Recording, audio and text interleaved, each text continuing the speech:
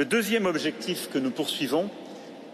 est aussi de coordonner nos efforts, et nous l'avons évoqué tous les trois à l'instant, pour assurer la sécurité de nos ressortissants et des ressortissants européens dans la région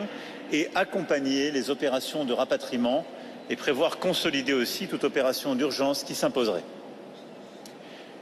Le troisième objectif est aussi de réassurer tous nos partenaires, et nous avons les uns et les autres pu échanger avec plusieurs pays qui ont été attaqués ces derniers jours. Et je veux redire ici notre soutien aux Émirats arabes unis, au Qatar, à Koweït, avec lesquels nous sommes liés par des accords de défense, mais également la Jordanie, l'Arabie saoudite ou l'Irak, qui ont été déstabilisés, frappés, auxquels nous avons apporté des éléments de soutien. Au-delà de pays qui, heureusement, sont préservés de ces attaques, mais avec lesquels j'ai pu également m'entretenir, comme vous-même, je pense à l'Égypte. Et en vous rejoignant ce matin, j'ai à nouveau, comme vous l'avez fait ces derniers jours, pu échanger avec aussi le Premier ministre d'Israël. Notre objectif est de nous tenir de manière strictement défensive aux côtés de tous les pays qui sont attaqués par l'Iran dans sa riposte, d'assurer aussi notre crédibilité et de contribuer à la désescalade régionale. Enfin, ce que nous voulons faire, c'est d'assurer la liberté de navigation et la sûreté maritime. En Méditerranée orientale, nous nous trouvons,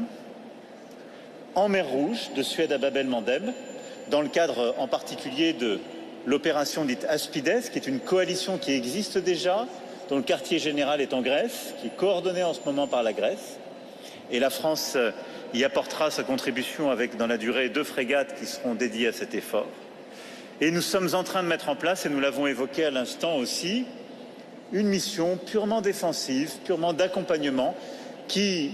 doit se préparer avec des États européens et non européens et qui a vocation à permettre, dès que cela sera possible, après la sortie de la phase la plus chaude du conflit, qui permettra l'escorte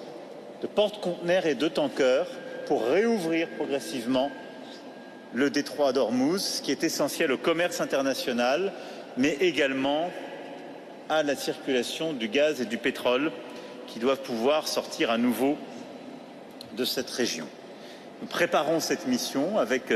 nos partenaires, elle se fera en bon ordre et nous avons commencé à l'évoquer aujourd'hui. Elle a pour but d'être strictement pacifique, défensive, d'accompagner,